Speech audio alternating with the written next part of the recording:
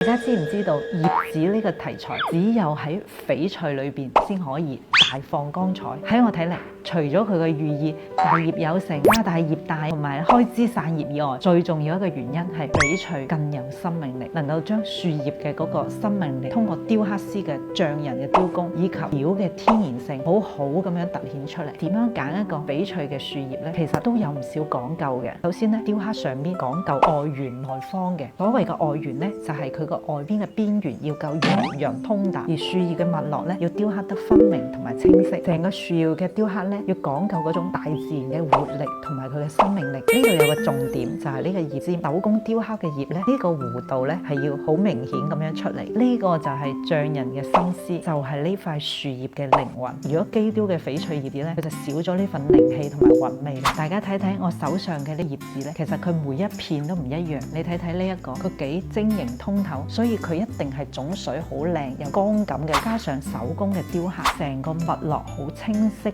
葉尖嘅弧度同埋尺寸嘅比例，咁樣先係一塊完美嘅樹葉。亦都要睇佢嘅厚度嘅飽滿性。如果呢個飽滿夠嘅話咧，佢肥嘟嘟咧就好有活力同埋福氣啦。每一片葉嘅料啦、雕刻啦同埋設計都係好唔一樣，都需要我哋花盡心思先可以將佢嘅生命力更好咁樣呈現出嚟。如果大家對翡翠葉子感興趣嘅，不妨同錢錢多交流一下，關注錢錢買翡翠唔踩坑。